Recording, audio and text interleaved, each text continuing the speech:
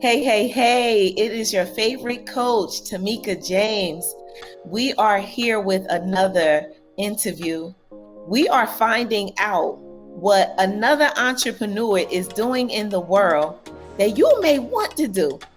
You may have had questions about this thing. You may not have even known that what he does even exists, but we're going to share with you today. So I like to have my guests to introduce themselves because I feel like they can share so much more about who they are with you guys than I actually can. So, yes. All right. Are we giving them your government name today? You give my government name, Brandon. Yes. All right. I had to make sure. All right. So we are here with Mr. Brandon McWilliams. All right. You have the floor. Tell us who you are, what you do, why you exist. My name is Brandon McWilliams, like she said. I'm from Atlanta, Georgia. I'm pretty much like you, Tamika. I'm an entrepreneur, serial entrepreneur. One of the main things that I do is I'm a reseller. I'm not sure if your audience is familiar with the term retail arbitrage. Meaning I'm a reseller, but I focus on products that you can find in store that you can sell for more online. And I got a whole system of how I do that. And I do a lot of other things as well. I'm in the I'm in the real estate business. I'm currently at my Airbnb right now. I was helping my cleaning person out. She's running behind, so I had to help her out a little bit before I went on to my other Airbnb. So I'm just pretty much a serial entrepreneur. I feel like I exist to make the world a better place. Make the world a better place. Teach other people how to do what I do, and give people the motivation to go out and and be the best version of themselves. Ooh, I love it. I love that so much. You know why I love it? Because there are so many people who don't have anyone to look up to. They're not really sure where to start. They're just like kind of wandering around in the world.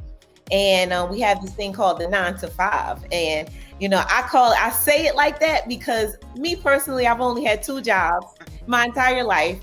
And the rest of my life, I've been an entrepreneur. So I don't really identify with the 9 to 5. So tell me this real quick. When is the last time you had a 9 to 5? I never really had a 9 to 5. I Really? remember, yeah. I remember I graduated college, and the closest thing I had to it, I was working for a car auction, and I was making $11. All right, so $11 an hour is the highest I've ever been paid by anyone to work. I was in the sun, like this type of weather, going inside of cars that were just wrecked and cleaning them out, making sure they ain't have any important paperwork behind. And even before that, I was before college. Um, Before college, I graduated high school a little early. Not that I was smarter than anyone, but I just took the type of school I went to.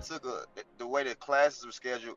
I was able to take enough classes where I was able to be done, pretty much mostly done by 11th grade. So I had a big time frame where I just wasn't really doing anything. You know what I'm saying? Doing anything, and I ain't really have anything positive to do. So I worked at Hollister at Lennox for like a month. I was in the back helping them fold up clothes and stuff like that. And yeah, that's about it. I never had Wait a minute. Why nine to did you five only work there? Why did you only work there for a month? What happened? because I was on my way. So I got the job like in November, and I ended up going to college in January. So I went to college kind of early. I went to Albany State, HBCU in Albany, Georgia. So I was only, it was like yeah, like it wasn't like I was on a schedule full time. I might have worked there 2 months. I just know I was like kind of on call, but I was going to college. You know what I mean? So I just left. I ain't know about a 2 week notice back then. I just was like, hey, I'm going to school again. I'm not working here no more. Oh, you just goodbye. Okay, bye bye. I ain't know. It was you live and you learn. Exactly. Yeah. Well, all right. So let's fast forward through your life. You are now reselling. Tell me, how did you even like get that started? Like, was it like something um, you were into, or I've did you been see I've been doing something? it. Oh, I'm sorry. No, I've been like I said, I never had a job, so I've pretty much been doing it my whole life. I always was the type of person. Okay, I don't have a job. How am I gonna, produce an income? So I was always good at finding out how to sell something. So, um, I mean, I can't remember what I was doing before I was like before college, but I remember I was in college, for instance.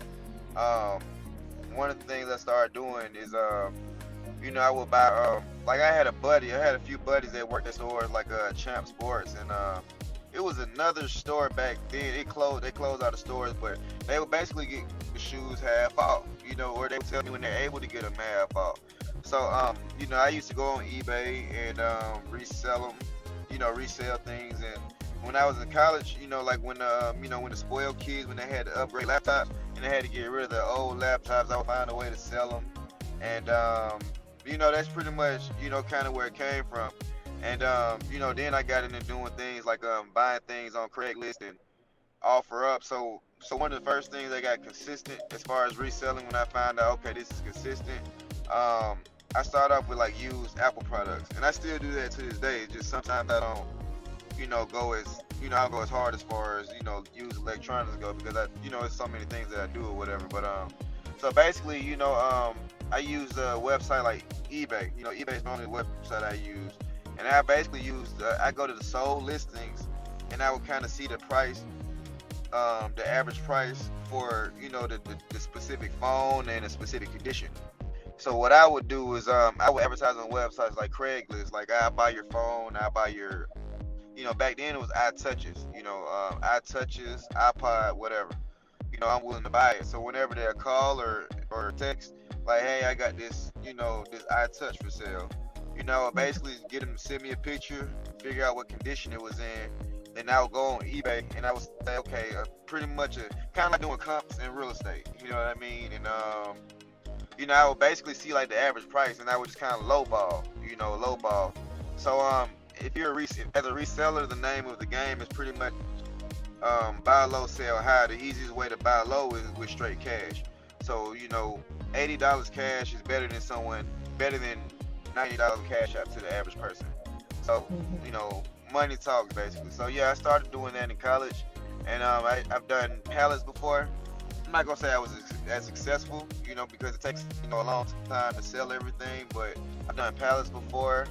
I've done used jewelry, and I've done gift cards. I still do. I do used shoes, and yeah. So that's pretty much life of a reseller. You basically find a product that you're able to get access to, or it could be a service as well, or it could be something you create, and you just I'm pretty good at finding ways to sell different products. Yeah. So tell me about gift cards. Okay, so all right, so I've been buying and reselling gift cards since about 2015. So it's pretty much so what I do is same thing. I advertise on websites like Craigslist and OfferUp, and I pretty much advertise. I will buy your gift cards. I pretty much kind of operate similar to a pawn shop, but I don't have a pawn shop. You know what I mean? So a lot of pawn shops do the same thing, and that's where I got it from. I would see that I would always go to sometimes I would have to sell some of the products to pawn shops. I will build, like, I've got a good relationship with a lot of different pawn shop owners throughout the United States. And I would always see them advertise, we buy gift cards, we buy gift cards, we buy gift cards. So one day I just put an advertisement out myself. I put a couple of banner signs out, and I put a few advertisements on Craigslist and OfferUp. So essentially, I pretty much, you purchase them half off, or not necessarily half off, but you purchase them at a specific percent, and I resell them online. I've also used it in my reseller business because like I say, I focus on retail arbitrage right now when I buy things directly from the store. So it actually complements that business as well. So a lot of my customers are just people that might have got, a gift card for a birthday or for a Christmas gift, and they prefer cash over a gift card. It might be a store they don't shop with, or they might be like, I don't need $100 at Chili's or McDonald's or whatever. So I would buy it half off, and I would resell it online. A lot of my customers, a lot of my people also are couponers, not people. A lot of my clients are also couponers. Are you familiar with couponers? Yeah. Uh-huh. Okay, so a lot of people that sell the gift cards might be coupons. A lot of them do things like return some of the items that they get, and then instead of receiving cash, they will receive it in the form of a gift card. So I see a Oh, lot of those. I see a lot of those as well. So I've been doing that since around 2015 or 16, and as far as the reselling business, it's definitely a big money maker. that's interesting because when you said gift cards, I didn't really want you. I didn't want you to like spend all your time talking about it. But I'm so glad that you explained it because I'm like, how do you resell a gift card and why? My biggest thought in my mind was why, but now I get it because it's a person who doesn't even really want it, and somebody gave it to them, so they're like, oh, I can get some value out of this. And who would have known that you were gonna say that the couponing thing, like it really makes sense. Like, so that means like they walk in the store and they have all of these things, and then the store is like, we're not gonna give you money, we'll give you this card basically Hmm. in some cases. Okay. All right. Yeah. This is interesting. Like for real. Wow. And then a lot of times they also, like, a lot of times the coupon, they also get free, like when you go to Target, or a lot of these stores will give you a free $50 gift card or whatever. Mm-hmm. You know what I mean? Like a lot of stores, if you fill out a certain amount of surveys, they'll give you one for free. Or Wow. also people that get like a lot of travel rewards points, they get them, like things like that, those type of things. So I imagine that these people, they have their own system. They know that they are going to resell it, so or sell it. So they're looking for you. Oh Oh my yeah, goodness. absolutely. I love it. I love it. Wow. Okay. All right. All right. I don't want to keep you on those gift cards too long because you are doing some much more amazing things than just the gift cards. So you said that in the reselling arena, you either go and buy something at a low rate, like just go to the store and purchase it, and then Hmm. so you have to do some research to find out exactly what the market value is, right? Yeah, it works if you have a passion for a specific item, like if you, yeah. But as far as the research, I use a lot of basic websites, like for instance, I resell a lot of sneakers. I've been getting back to that groove, whatever, for the last couple of weeks. Excuse me. And I don't have to do a lot of research. I'm not a sneakerhead. I don't know. Like, I don't know the difference between a Jordan 1 and a Jordan 3. I mean, I can tell when I'm looking at it, but I'm not a sneakerhead or whatever. I never been into it. I couldn't really afford it when I was growing up, so it's like I kind of just lost the appetite for it. And but I use simple websites like StockX and Go. Those are those are two. All right, so StockX is exactly how it sounds. It's kind of like a stock exchange for sneakers. And you could also sell like used bags. Like I also sell a lot of used bags, and I also sell watches on StockX as well. But if you type in the SKU number for a specific shoe, and on StockX it has to be brand new, they'll give you the historical data as far as like how much the shoe sold for in exactly what size whenever you. So it's not a lot of research I have to do when it comes down to, well, the type of items I look at, I don't have to do a lot of research for. But if you get into more exquisite items like certain type of watches or art, yeah, you'll be, you have to put your research in. But I use, I'm pretty simple. Like my methods are always pretty simple. You know what I mean? I don't have like a deep How do passion. you spell Like most of the stocking? items, How do you huh? spell StockX? How do you Stock spell X, stock? stock, and then a X. So Just an stock like X. It's ST. not an EX. Okay. Yep, not EX, STOCK and X. Another good website as far as the sneakers is GOAT. I personally like GOAT better when it comes down to selling, because you can sell used shoes on GOAT. So you can't do that on StockX. But both websites are good. eBay was better back in the day, but it's kind of like I don't know, just like once Amazon took the lead, it was kind of like over. I'm not gonna say it's over for eBay, but it's like the price for a lot of different items is like it's very low ball on eBay sometimes. But I still love the website. But it's like as far as like the standard for shoes, StockX and Go. Yeah. Okay. And like Rolex watches as well. You can sell a Rolex watch on StockX as well. All right, so I'm really interested in all of this stuff. So tell me, when you purchase something from someone, are they always in front of you, or do they ship things to you? Yeah, it depends.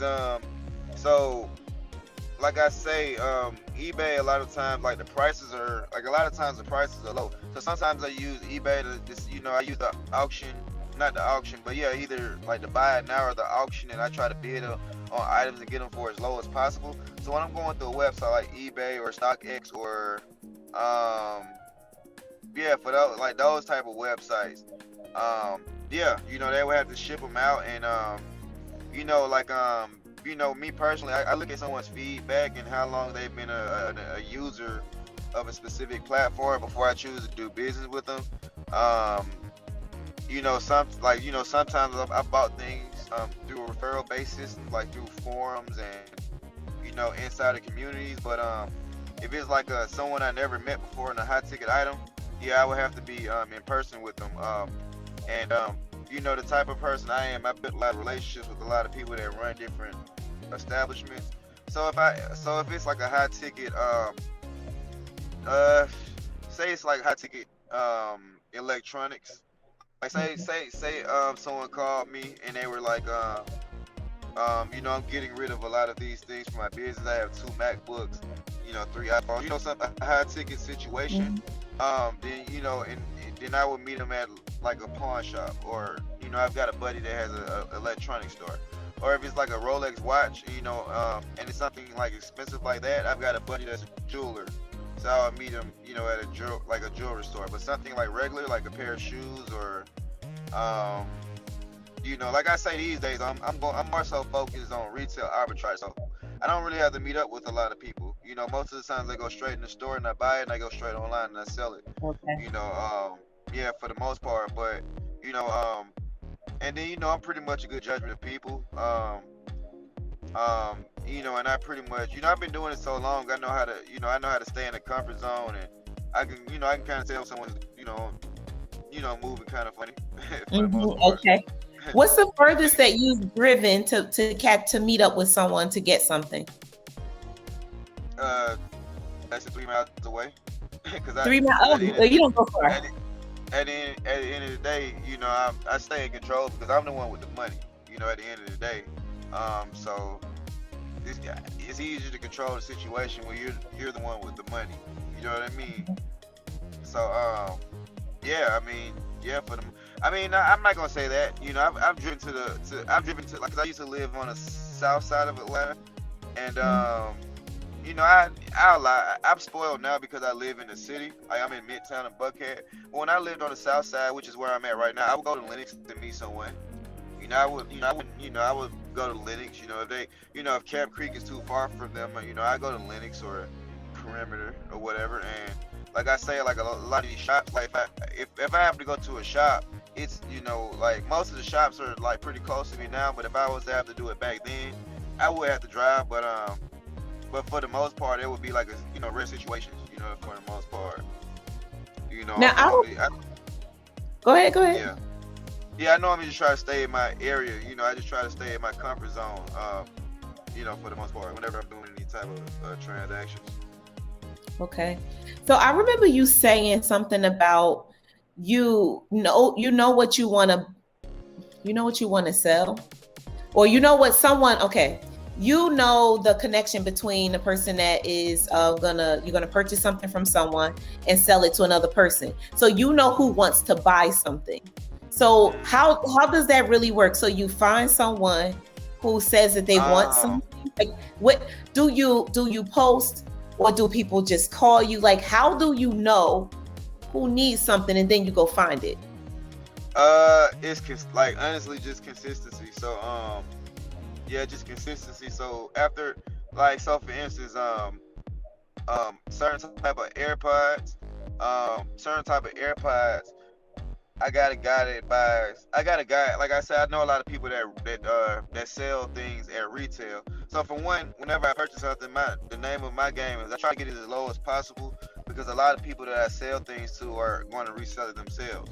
So I meet a lot of people just through consistency. I meet a lot of people through just doing business. You do business with people like on eBay. I sell a lot of things on eBay, or I've sold a lot of things on eBay or OfferUp. And sometimes you'll get lucky, like on a 4th sale, you'll meet someone that says, every time you get that, I want to buy it. You know what I mean? Okay. And then it might come down to you say, okay, well, what, like yeah, how much you gonna buy it for? Like how much you gonna buy it for? Um, and yeah, that's kind of how it works. You know what I mean? That's pretty much how it works. So you have Just to have negotiation skills, right? For what you're doing. basic, basic, because it's like any game I'm in, for the most part, if I buy something for someone, it's cash. Cash is it's very easy to negotiate cash. Where For do the you most feel part. like you learned your But you have, negotiation skills? it's kind of like I had to, like I say, kind of like when I started getting, like, the more consistent I got, I had to, like, like you were just saying, like I had to end up, instead of selling everything one by one, I do have to have certain products I go after so I can sell things as fast as possible.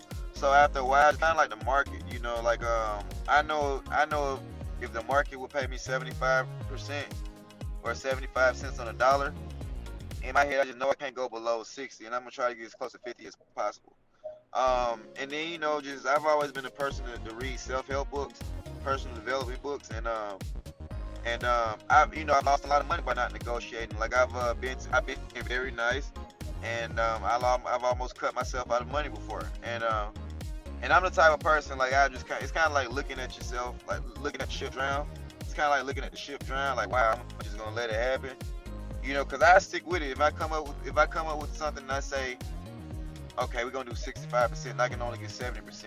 I'm not the type of person, like, it's kind of like when we're reading the book and they tell you, like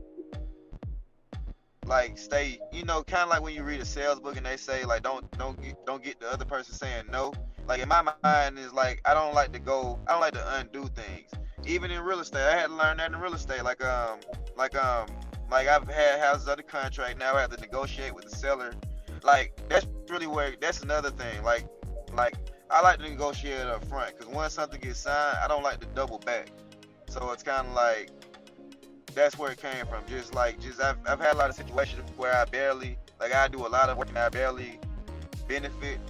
And, just after doing it a couple times, and, I just kind of learn from that. I always make sure that I always make sense of myself. Because, yeah, I'm always the type of person that wants the other person to be satisfied. But it's just, the art of negotiation, I got to make sure I'm satisfied, And, Mm-hmm. but as a reseller, if I'm buying something for someone, like locally, cash is pretty much easy to negotiate. I even negotiate in stores sometimes. Oh, wow. Like, Okay. yeah, it's kind of like a habit. It's kind of like a habit. Just like after a while, it becomes a habit. But with stores, right? I mean, they have basic everyday people who own the store. Like, they just want to get stuff too, right? Because if they can maybe keep off from getting shipping and all of that, it will be good for them. No, I was saying stores, like the stores that I buy from, like the stores that I buy from a lot of different stores. Like, I go to stores like Off Saks Fifth a lot, and like Nordstrom Rack. And if you spend a certain amount, you can sometimes negotiate with them. Like, can I get an extra 10%, offer? So that's what I meant. Like, but as far as like the some of the people I do business with, like they own these stores, like pawn shops or jewelry stores, it's just pretty much I'm pretty much agreeable when it comes down to that. I don't want to, because the consistency of them, being able to do business with is that's more important than me trying to negotiate a sale or whatever. I kind of respect their prices, and just respect. I respect people's price points. At the end of the day. So speaking of price, do you ever use the tactic of like price match? Like how, so you can explain what price match means, basically.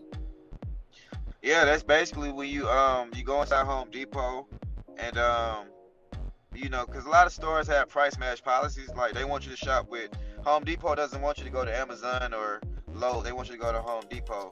So the concept of price matching is we got the lowest price, and if you can find a lower price, then we'll match that price. We'll match it if we can't beat it. So that's the concept of that. And that's pretty much in the retail arbitrage world. That's pretty much what I've been explaining. That's pretty much the name of the game, knowing how much something normally costs, and seeing how much of a discount you can get. Now, like I said, I like big spread points. I like big spread points, like a 40% potential spreads, 50% potential spreads. Because like a lot of things sit on the shelf, and I don't have a store as of yet, so I don't like things to sit too long. Um, but yeah, if anyone that's a reseller, you have to be pretty much good at price matching. Knowing how much things cost and how much you could potentially get for it. You got to do reverse price matching. Like instead of seeing, like you have to buy it for as low as possible, but you have to do your research to see, how much it sells for, and then you might have to do more research to see how long it normally takes to sell, and those type of things. I know that there are websites for that because I took this class one time. This guy came in town. He's like, yeah, he had this Amazon free class, and he was like, he developed some type of software that you would input the item, and then you could see how long it normally takes to sell it, how many are selling right now, and I got excited, but then I said, that's not for me. I was like, I listened to his whole presentation, and I was like, thank you, sir, but no, thank you. I can't do this. So I just walked away from that one. So yeah, Nah, I think we know what's for us too. Now, I'll be honest with you. Same thing with me. Me as a person, I'm not the best with some of the back office stuff when it comes down to running an Amazon store. But I want to learn, because me as a marketer, as a someone that says I can, I'm pretty good at sales or whatever. I want to get better at e-commerce, so I'm reading more, as far as e-commerce, and I'm practicing the process of putting ads together and running Shopify. But the same thing with me, because it takes a lot. That's why I go after certain products. Because I tried it before as well. I bought a whole bunch of toys. I found them at Walmart. I did an Amazon thing, and I was like, okay, they sell it for more on Amazon. I shipped them off, and it just like the products weren't really selling. So it's like, yeah, you can make this, but you gotta pay the warehouse space. You know what I mean? So after a while, after everything sold, I just said, it was cool, it was fun, it was worth a try, but I don't think that was for me. I ain't really personally think that was for me, but I'm not knocking it. I just feel like I just feel like I got a little too much going on for not necessarily me personally having too much going on, but I'm the type of person that like to do things hands-on before I automate them. And that seems like a business I would just like jump into and be like, nah, I want to automate this off jump. Because it's just like, it would take me a lot longer and, to do the simplest task when it comes down to it. I just like simple, I like simple sales or actually interacting with people, in the stores and, things of that nature. Yeah. And, and I forgot the title of it, but when Amazon actually stocks the items, that's how you get hands off with it. They're the ones holding it at the warehouse, and they do the distribution. So yeah, order it, send it there, price it, and then it goes out. So yeah, there is a business there. That's why I went to the guy's class, because I was considering it. But like I said, we all have to know ourselves, and we have to really listen to the whole process of how things work and make a choice as to whether that's something we're going to get into or not. Yeah. So something else I want to ask you: have you ever how much have you gotten stuck with items that you purchased and you stuck with them for a minute? One time I bought a pallet full of designer underwear, like polo draws, Nike draws, Geese. It took quite some time. It took about 6 months to sell most of it, and after a while I just kind of gave it away. Gave the rest of it away. But I still doubled my money, so it wasn't like a horrible thing. And I was selling it on eBay. Like I said, it was a whole bunch of pair of underwear. So it wasn't really like I was It wasn't like it took up space, like a lot of space or whatever, and that was a one time, that was a pallet type situation, but it wasn't bad. It's I'm not really the type that's into selling a lot of low ticket items, because it takes a lot of management, a lot of management, accounting, and inventory management. I'm not really the best at all of that. I would love to be, or have someone around me that's that good that I can depend on, but I don't. most of my items are very like I sell like a lot of cool products now. You know, like most of the things I sell are brand new, um, and fresh out of the store and high demand. You know what I mean? Like I say, like Jordans, designer bags, gift cards, electronics. You know, those I try to stick to items that I try to stick to items that are in some type of demand. You know what I mean? As opposed to Okay. lower ticket items, and you know um I'm willing to make an investment. Like if it was like a Rolex watch, something I'm not really like a watch. I'm a watch person, but I'm not a watch collector. When I look at watch collectors, I say, oh no, I don't know anything about watches. But I like if I had bought like a specific type of watch and I was stuck with it, I wouldn't really be that mad, because for the simple fact that watches go up and down in value, but it's consistent. But most products aren't jewelry. Like most products, like clothing or whatever, it would have to be in a decent demand, or something I would use in order to for me to hold on to it. Now I have been in situations where I might be stuck with like a Michael Kors bag, something that's not expensive, but I more so stick like medium to high ticket items for the not necessarily Okay. high ticket items, but high demand items. Not necessarily high ticket, but items that I know I can sell. Like for instance, if I was to sell a pair of if I was like stuck with a pair of brand new sneakers, like man, I've had these for 2 months. Then I have the option on StockX to automatically sell the item, even if I Oh, take a okay. loss or break even. I've got buttons where I can automatically sell the item, so I'm never really going to be generally, for the most part, I'm not going to be stuck. I'm not going to really be stuck with any of the items that I'm looking at selling right now, because I Okay. pretty much choose in demand products. Okay. Cool. That makes sense.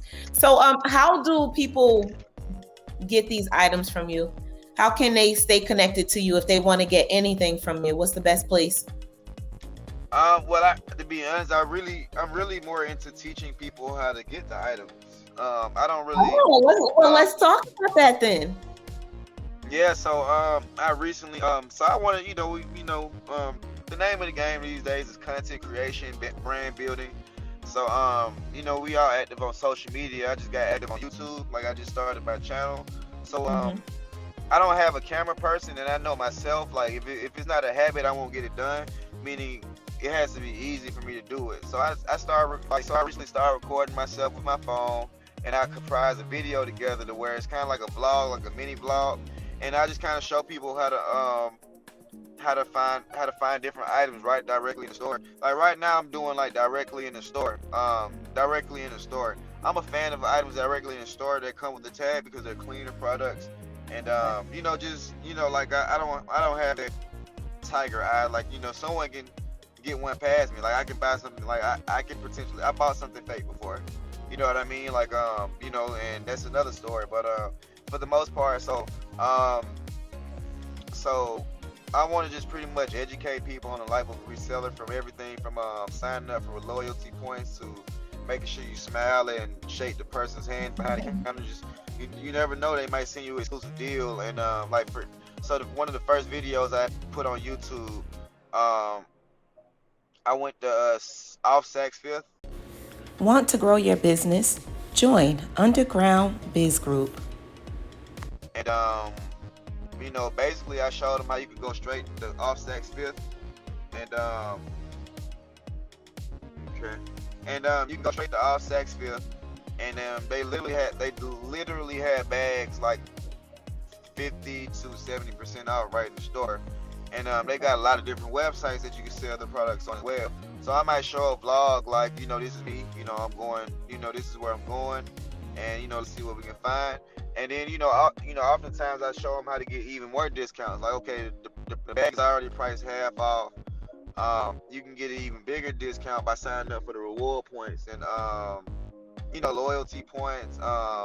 Sign up for a credit card. You know, or what have you, or just like they got a lot of things these days, like communities like Discord. I'm in a couple of groups on Discord to where they'll send you like releases for like Pokemon cards, Jordans that are released. So it's a lot of resources out there that'll let you know what to buy, and it's a lot of cool things you can buy inside of the store. Like for instance, when I enter like for the sneaker business, I enter a lot of raffles. I enter a lot of raffles for exclusive Jordans, and a lot of times what'll happen is once everybody buys them off the shelf, the people will be on StockX selling them for double. You know what I mean? So I'm creating more content around showing people what I do, and as I build a following, like once I get to the point where people ask me questions every day and people depend on me to drop the next video, then that's when I'm gonna start monetizing it in the form of a course. After I feel like, okay, I got a few students, a few people that I got a few people tuned in. Now it's time to drop a course. You know what I mean? I'm also dropping a few free ebooks. I'm also dropping a few ebooks as well. Just kind of showing people, like introduction. Well, for one, I want the practice of being the author, so that's the reason why I kind of started writing ebooks. But I just want to teach people the basics. Like I just created an ebook. It's actually in my bio as well about how to invest in real estate, whether you have money or don't have money.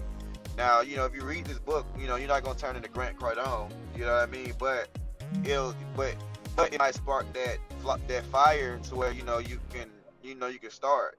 You can start. Okay. So I'm just in a teaching, building my brand, building a community. I like good karma, so I'm gonna just keep just trying to do the good things, to teach other people and put people on, as they say, and and ultimately put myself on. At the end of the day, I notice the more I put out there, the more I feel obligated to learn more, to learn more and be a better version of myself or whatever. So so I do have some motive behind it. You know what I'm saying? Like if I help them, then I'm also helping myself. But it's all positive. Awesome. So what does BAM? You are BAM Concepts. Where did the name BAM come from?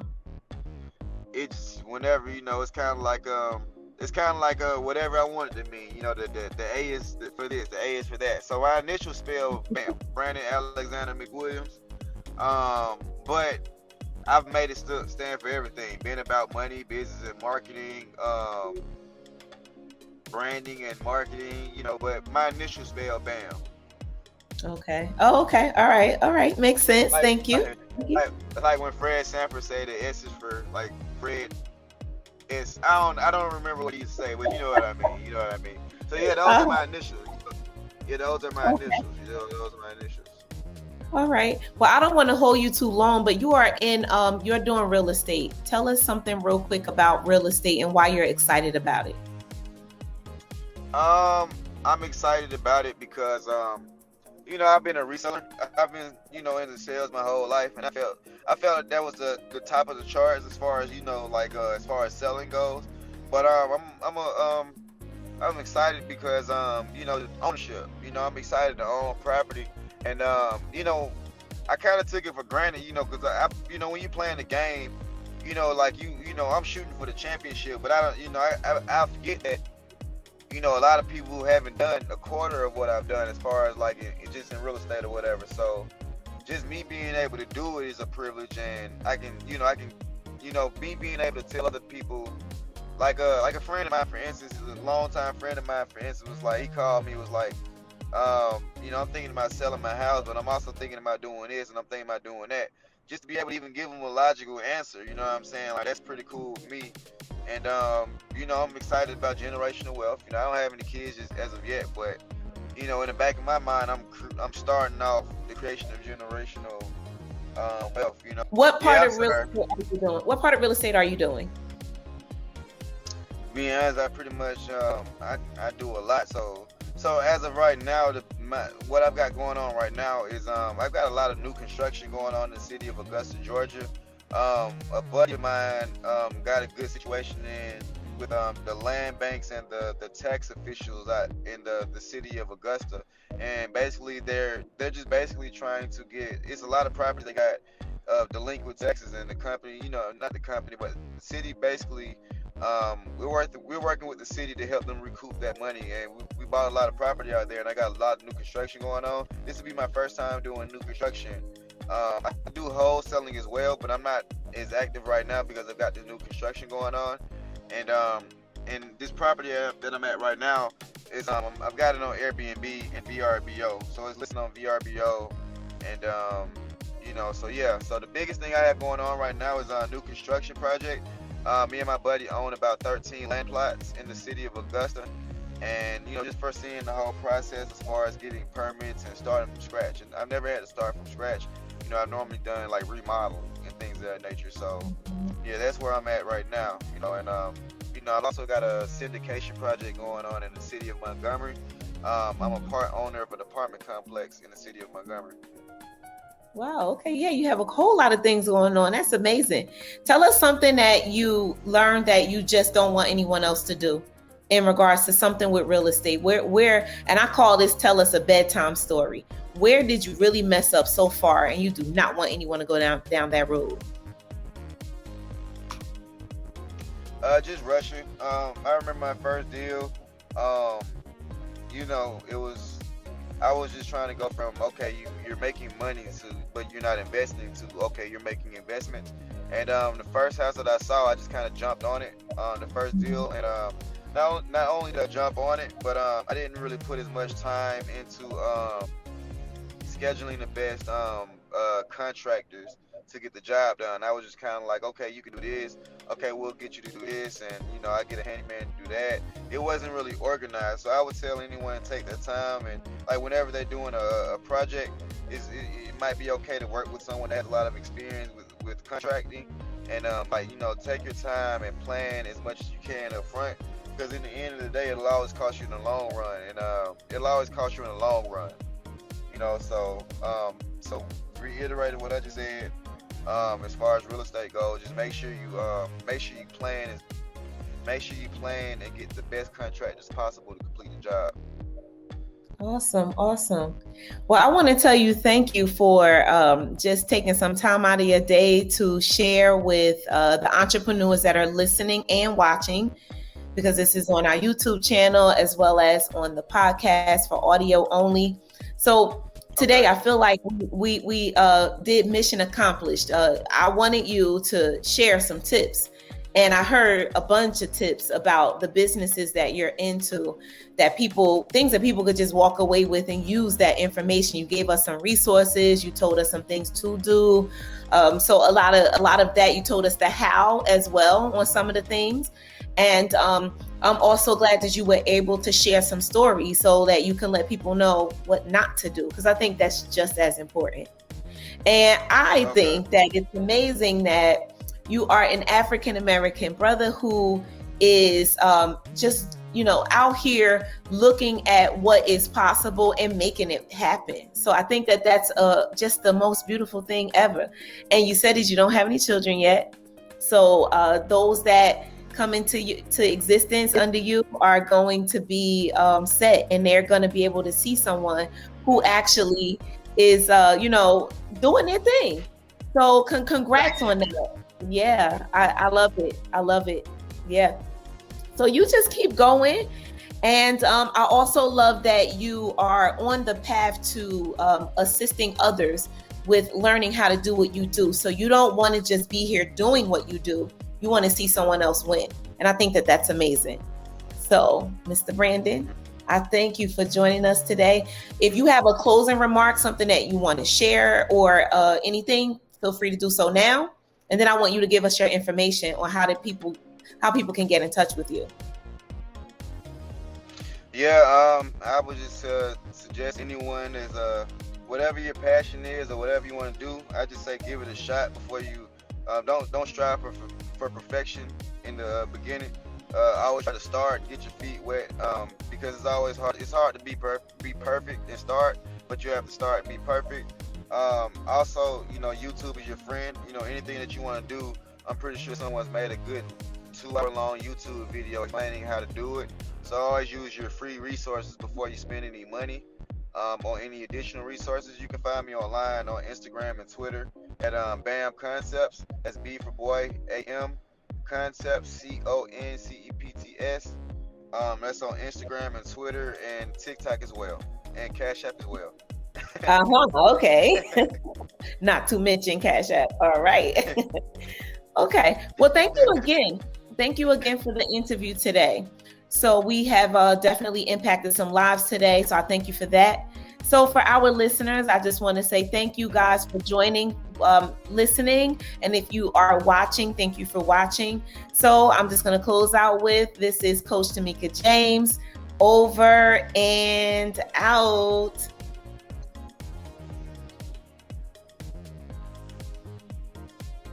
All right, guys, if you are still here with us, I just want to make sure that you know about Underground Biz Group. It is a membership where entrepreneurs come in and learn about business tactics, learn about social media. You also get an accountability partner. So I am really excited about Underground Biz Group. So you guys can continue to come here to listen to the entrepreneurs giving you information about who they are and what they do, as well as why they exist. And if you want even more, you want to connect on another level, I just ask for you to just go ahead and go to bit.ly/UBG membership so that you can get yourself registered to join us 3 times a week to learn about social media, to also learn administrative task lessons. So that's the back end of your business. So if you don't have an opportunity to hire an assistant or a virtual assistant, you can begin to do the back end work on your own. And we also have the next segment, which is meeting up and networking with your like-minded folks who are already in business doing something that may be the same or totally different as you, and you get to connect with them. So, and we also have something that we talk about every single week, and we're also goal setting. So each week we're expecting that you are constantly growing your physical fitness, your mental, your monetary goals. These are all things we're working on every single week. So once again, Coach Tamika James, over and out. See you on the next segment.